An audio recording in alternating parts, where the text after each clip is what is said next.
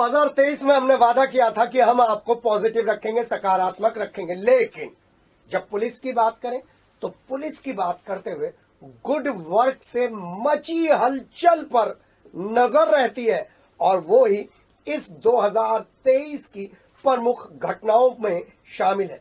क्योंकि हमारा काम पुलिस के काम पर सवाल उठाना नहीं है, पुलिस का सहयोग करना है। पुलिस और मेरठ की जनता के बीच में जो ये खाई है ना, जिसमें सो कॉल्ड लोग आकर रोल निभाते हैं, उनको हटाना है।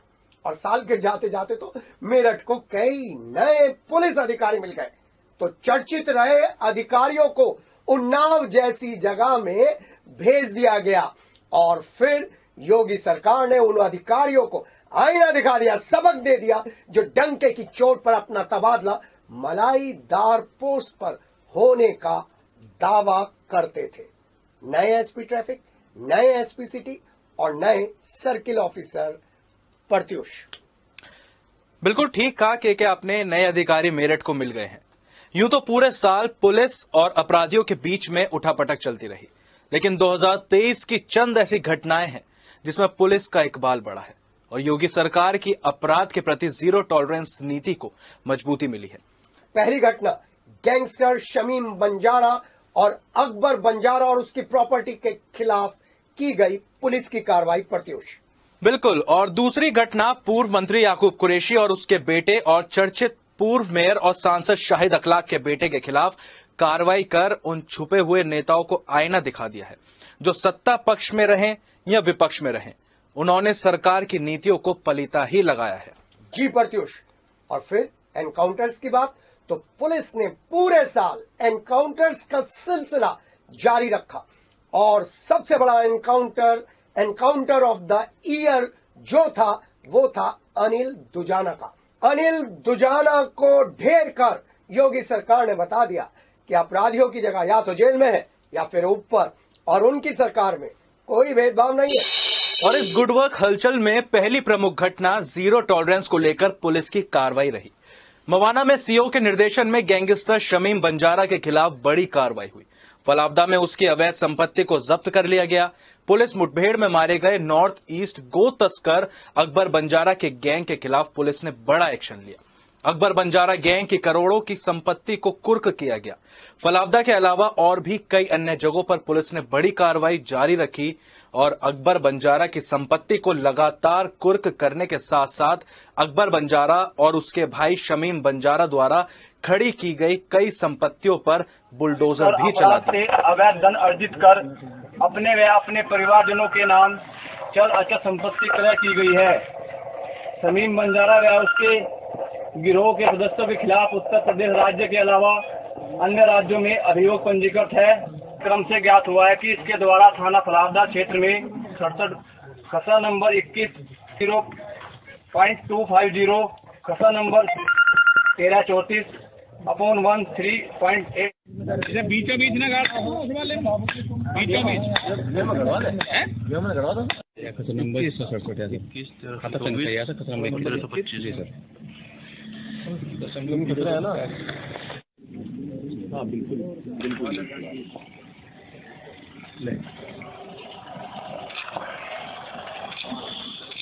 लाया सर हम डोल सर भैया दे बोलो आते आते पास में खड़ा कर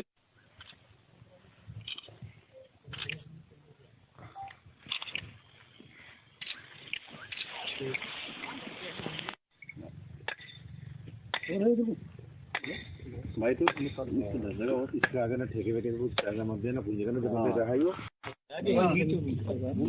हां यहां लगा ये तो देखिए यहां रास्ता है ना जी वैसे धीमे में गड़वाओ वहां लगेगा तो ये लगेगा पूरी तो यहां लगेगा तो ये लगेगा चलो गेम वाले आ जाओ आ जाओ घुमा लगा गाड़ देंगे।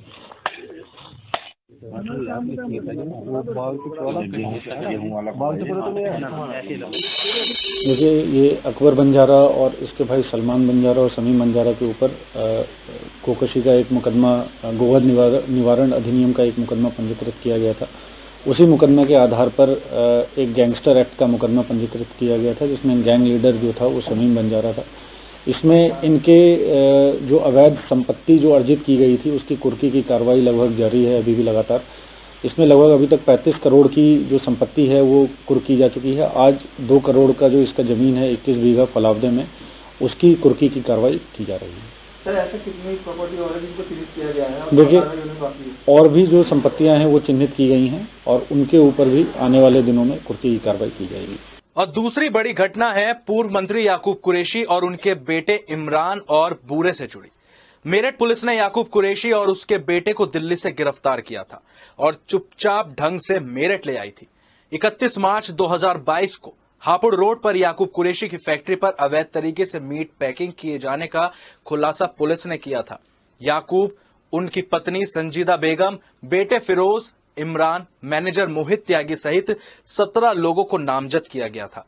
उसके बाद पुलिस ने 1 महीने पहले याकूब और उनके परिवार पर गैंगस्टर का मुकदमा भी दर्ज कर लिया था। यहां तक कि याकूब कुरैशी, उसके बेटे और साथियों पर इनाम भी घोषित कर दिया था। लेकिन साल के अंत में आते आते याकूब कुरैशी को राहत जरूर मिल गई और उनका पूरा परिवार अब फिलहाल जेल से बाहर है और आगे की जिंदगी वो जी रहे हैं। और अब याकूब कुरैशी के मामले के बाद शाहिद अखलाक के मामले को भी हम आपको बता देते हैं। दरअसल शाहिद अखलाक के बेटे दानिश के केस में उस समय के सीओ अरविंद चौरसिया सुर्खियों में रहे, क्योंकि सूत्रों के अनुसार पर्दे के पीछे रहकर सीओ अरविंद चौरसिया और मेरठ के तत्कालीन एसपी सिटी पीयूष सिंह ने शाहिद अखलाक की काफी मदद की, जिससे जीत शाहिद अखलाक की हो गई। सूत्रों के अनुसार बताया यह भी गया कि सीओ अरविंद चौरसिया के शाहिद अखलाक से पारिवारिक संबंध थे और इसी के चलते सीओ का तबादला कोतवाली सर्किल से सीओ सिविल लाइन उनको बना दिया गया और फिर उसके बाद सीओ पुलिस लाइन और पुलिस लाइन के बाद सीओ अरविंद चौरसिया का मेरठ से ही उन्नाव के लिए तबादला हो गया और एसपी सिटी पीयूष सिंह को भी पीटीएस सुल्तानपुर भेज दिया गया। क्योंकि ये जो मामला था वाकई बहुत बड़ा था, क्योंकि ना तो पिस्तल केस में ही और ना ही क्रोम होटल में हुए दुर्व्यवहार में साक्ष्य मिल पाए, क्योंकि पुलिस की मिली भगत थी और शाहिद अखलाक ने सिद्ध कर दिया कि वो राजनीति में जरूर साइलेंट हैं, लेकिन सेटिंग में उनका कोई सानी नहीं है। हां, शाहिद अखलाक के मामले में पुलिस ने जो कार्रवाई की थी और शाहिद अखलाक ने जो पैरवी की थी, उसमें किसकी जीत हुई, यह निर्णय आपका है। प्रदेश भर में बड़े बड़े एनकाउंटर हुए, चर्चित एनकाउंटर हुए, हत्याकांड हुए, उन पर नजर नहीं डालेंगे, लेकिन मेरठ और पश्चिमी उत्तर प्रदेश के हिस्से में आया अनिल दुजाना एनकाउंटर केस। प्रदेश में तो अस्पताल और कचहरी की ये बड़ी घटना है, आपको डिस्कशन करने के लिए मजबूर कर देती हैं। लेकिन उससे इतर जब हम एनकाउंटर्स की हिस्ट्री खंगालते हैं तो पश्चिमी उत्तर प्रदेश और मेरठ की सीमाओं में जो एनकाउंटर हुआ है, जी हां, पश्चिमी उत्तर प्रदेश और मेरठ की सीमाओं में जो एनकाउंटर हुआ है, उस एनकाउंटर का निशाना सिर्फ और सिर्फ कुख्यात अनिल दुजाना था। और कुख्यात अनिल दुजाना के इस एनकाउंटर के जरिए मुख्यमंत्री योगी आदित्यनाथ और उनकी पूरी टीम ने बता दिया है कि क्राइम के प्रति जीरो टॉलरेंस ना तो जात पात की मोहताज है और ना धर्म के चश्मे से ये एनकाउंटर होते हैं। एनकाउंटर होते हैं अपराधी के इतिहास पर। बता दें कि बदमाश की कोई जात पात धर्म नहीं होता। ऐसा कहा जाता है कि अनिल दुजाना अपने समय का बड़ा चर्चित क्रिमिनल था और उसने ये मुनादी कर रखी थी कि ऐसी कोई पुलिस की गोली नहीं बनी जिस पर अनिल दुजाना का नाम लिखा हो, बल्कि अनिल दुजाना की गोली पर किसी का नाम जरूर लिखा हो सकता है। और ये उसने अपने काम से सिद्ध भी किया, अपने क्राइम के इतिहास में सिद्ध भी किया। और आज वही अनिल दुजाना यूपीएसटीएफ की गोली का शिकार हो गया। आज का मतलब उस दिन जिस दिन ये एनकाउंटर हुआ था, यूपीएसटीएफ की मेरठ यूनिट ने टास्क फोर्स के 25वें स्थापना दिवस पर यह सलामी दी थी उन सब दिवंगत शहीदों को जो इन एनकाउंटर्स में शहीद हो जाते हैं। हरियाणा के कुख्यात अनिल दुजाना को मुठभेड़ में मार गिराया और बताया कि किसी भी तरीके से पुलिस क्राइम से समझौता नहीं करने वाली है। स्थापना दिवस पर स्पेशल टास्क फोर्स ने सीएम योगी आदित्यनाथ के मेरठ दौरे से ठीक एक दिन पहले दुजाना का शिकार कर कर सीएम को सलामी दी थी। और एक काला इतिहास हमेशा से पश्चिमी उत्तर प्रदेश और हरियाणा से खत्म कर दिया, मिटा दिया। ये 3 चर्चित घटनाएं मैंने और प्रत्युष ने आपको दिखाई हैं, लेकिन इन सभी घटनाओं के बीच में एक नया थाना और अस्तित्व में आया। और जब थानों की बात करें तो थानों में लिसाड़ी गेट थाना सबसे प्रमुख रहा, क्योंकि वहीं पर सबसे ज्यादा क्राइम हुए और इसीलिए मेरठ का क्राइम कैपिटल थाना कहलाता है लिसाड़ी गेट। प्रत्युष। बिल्कुल के जो लिसाड़ी गेट थाना क्षेत्र है, हालांकि वो बहुत बड़ा क्षेत्र था जिसको डिवाइड करके अब लोहिया नगर थाना भी वहां पे बना दिया गया है, लेकिन जो लिसाड़ी गेट थाने की एक बात है क्राइम कैपिटल, वो अभी भी कायम है। सबसे ज्यादा वारदात उसी थाना क्षेत्र से सामने आती है। लेकिन लिसाड़ी गेट थाना पुलिस को एक बड़ी सफलता भी यहां पर मिली थी। चूंकि हम गुड वर्क हलचल दिखा रहे हैं तो यहां पर पुलिस के गुड वर्क पर नजर डाल लेते हैं।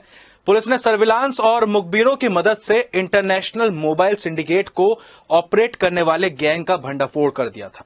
पुलिस ने 4 शातिर मोबाइल चोरों को गिरफ्तार किया और उनके कब्जे से करीब 1 करोड़ की कीमत के 87 आईफोन और 1 आईपैड बरामद किए थे। जी प्रत्युष।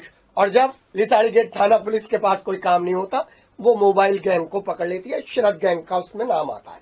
और उसके बाद एक और बात, छोटी सी बात लेकिन इंपॉर्टेंट बात, पूरे साल अवैध असला फैक्ट्रियों पर जब चाहा तब काम किया, जब नहीं चाहा तब काम नहीं किया। लेकिन गुड वर्क में हम दिखा रहे हैं गुड वर्क हलचल, अवैध असला फैक्ट्री, लिसाड़ी गेट थाना क्षेत्र और पुलिस की कार्रवाई। ये पिछले कुछ दिनों में मेरठ में और आसपास जो मोबाइल चोरी या लूट की घटनाएं हो रही थी, इनको दृष्टिगत रखते हुए डेडिकेटेड रूप से टीमें लगाई गई थी। इसी कड़ी में थाना लिसाड़ी गेट पुलिस को एक महत्वपूर्ण सफलता हाथ लगी है। थाना लिसाड़ी गेट पुलिस के द्वारा आज सुबह 7 बजे के लगभग कुल 4 अभियुक्तों को गिरफ्तार किया गया है, जिनके कब्जे से और इनकी निशानदेही से कुल 88 फोन बरामद किए गए हैं और 1 टैबलेट बरामद किया गया है। उल्लेखनीय बात यह है कि इन 88 फोन में से 75 फोन केवल आईफोन हैं, जो कि एक महत्वपूर्ण उपलब्धि है। इनकी कुल अनुमानित कीमत लगभग 1 करोड़ रुपए के आसपास बताई जा रही है। पूछताछ में जो चीजें निकल के आई हैं कि इनका एक पूरा नेटवर्क है। इस गैंग का जो मुखिया वर्तमान में महफूज है, जो पूर्व में शरद गोस्वामी के साथ ही काम करता था और उसके साथ ही जेल गया था। कुछ समय पूर्व ये जेल से रिहा हुआ है। इसके द्वारा पुराने गैंग को फिर से रीऑर्गेनाइज करने का प्रयास किया जा रहा था। ये मेरठ में और आसपास के जनपदों में इवन दिल्ली तक मोबाइल चोरी करते थे, लूटते थे। उसके बाद उनको क्लब करके एक साथ पैकेट के रूप में नई दिल्ली सप्लाई करते थे, जहां इनके पार्ट्स को ये सेल कर रहे थे। इवन इनके अनुसार इसको पूरा मोबाइल फोन विदेशों में भी सप्लाई कर रहे हैं। इस संबंध में पूरी जांच की जा रही है। जो आईफोन हमारे पास बरामद हुए हैं, इनके ओनर को हम लोग ट्रेस कर रहे हैं और उनके भी जो मुकदमे हैं उसमें इनका रिमांड बनवाया जाएगा। चलिए के लिसाड़ी गेट थाने की तो हमने बात कर ली, लेकिन उससे लगता हुआ थाना कोतवाली थाने की पुलिस ने भी गुड वर्क किया, तो वो गुड वर्क भी हम जरूर दिखाएंगे। 2 मकानों पर कोतवाली पुलिस ने छापा मारा था और पटाखों का जखीरा बरामद किया था। पटाखों की कीमत करीब 1 करोड़ रुपए बताई गई। पुलिस ने मौके से 3 आरोपियों को भी गिरफ्तार किया था। पुलिस के मुताबिक दिवाली पर मेरठ में पटाखों की सप्लाई करने के लिए सहारनपुर और अन्य जिलों से पटाखे मंगाए गए थे। और इन पटाखों को कोतवाली के बीरू कुआं इलाके के 2 मकानों में स्टॉक कर रखा गया था। पुलिस की छापेमारी के साथ ही दोनों मकानों में भगदड़ मच गई। मकानों का दरवाजा खोला गया तो पटाखों का जखीरा ठसाठस भरा हुआ था। प्रत्युष। बिल्कुल, और इस जखीरे को देखने के बाद पुलिस भी हक्का बक्का रह गई। फौरन फायर ब्रिगेड को सूचना दी गई कि कोई बड़ी घटना ना घटित हो जाए और पूरी सावधानी के साथ पटाखों को मकान से बाहर निकाला गया और मकान को सील कर दिया गया। जी प्रत्युष, लेकिन अभी कहानी का और इस खबर का क्लाइमैक्स बाकी है। और ये क्लाइमैक्स उस सभासद पर, बीजेपी के सभासद पर आकर रुक जाता है जो भाई साहब ऐसे करके हमें मिलते हैं, क्योंकि उन्होंने जो पुलिस को एक लेटर दिया था उसमें बताया था एक गरीब व्यक्ति पटाखों की दुकान लगाने के लिए लेकर आया था। इसमें भी चर्चित सीओ और दूसरे लोगों की भूमिका रही। भाजपाइयों के पटाखों के रिलीज करने की सिफारिशें और उनकी सोर्स लगाने के तरीकों के चलते लक्ष्मीकांत वाजपेयी और सांसद राजेंद्र अग्रवाल ने इन सभासदों का फोन उठाना बंद कर दिया था। और पुलिस के गुड वर्क में जिसमें 2024 में काम होना है वो है साइबर क्राइम। और साइबर क्राइम को लेकर लगातार हमारे पास खबरें हैं, इनपुट है। किसी भी महिला की अस्मिता के साथ खिलवाड़ करना साइबर क्राइम के शातिरों का शगल बन गया है। लेकिन अभी जब जनवरी में 2024 शुरू होगा तो एक साइबर थाना बनने जा रहा है और यहां पर सीओ आ गई हैं नवीना शुक्ला, जो साइबर क्राइम के मामलों को देखेंगी। अभी यहां की स्थिति समझ रही हैं, लेकिन एक बात तय है कि 2024 में चुनौती मिलेगी साइबर क्राइम के उन हैकर्स से जो साधारण परिवारों को निशाना बना रहे हैं, गरीब लोगों को निशाना बना रहे हैं और निशाना बना रहे हैं उस हमारी कल्चर का, जिस कल्चर में नारी के लिए मान सम्मान है। बिल्कुल केके, यहाँ एक बात और मैं जोड़ना चाहूंगा कि जो साइबर क्राइम है, अभी तक बहुत साइबर क्राइम हमने देख लिए, लेकिन अभी लेटेस्ट एक नया साइबर क्राइम और आया है, उसके बारे में मैं चर्चा कर लेता हूं। एक हैंडलूम व्यापारी है मेरठ का, तो उसके पास में एक कॉल आती है जिस कॉल पर एक अधिकारी की फोटो होती है और कॉल में ये बात कही जाती है कि आपका बेटा हमारी हिरासत में है। और जब उसकी जांच पड़ताल होती है तो पता लगता है कि वो कॉल पाकिस्तान के कराची से आई थी। घबराए व्यापारी ने तुरंत अपने बेटे को कॉल किया, बेटे ने बताया कि पापा मैं यहीं हूं। तो उसके बाद राहत की सांस ली व्यापारी ने। लेकिन ये जो नया साइबर क्राइम है, ये बताने का मकसद हमारा ये है कि ऐसे साइबर क्राइम से आप बचे रहें, क्योंकि जरा सी देर में अगर आप घबरा जाएंगे और इसी बीच पूरा खेल हो जाता है। जो ये साइबर क्राइम के हैकर्स हैं, जो ये ठग हैं, वो किसी भी तरीके से आपके अकाउंट तक पहुंच सकते हैं, आपके घर तक पहुंच सकते हैं और एक बड़ी वारदात हो सकती है। तो 2024 का चैलेंज साइबर क्राइम पर कंट्रोल करना, और उसमें सिटी हलचल आपके साथ है और आपका सहयोग बहुत जरूरी है।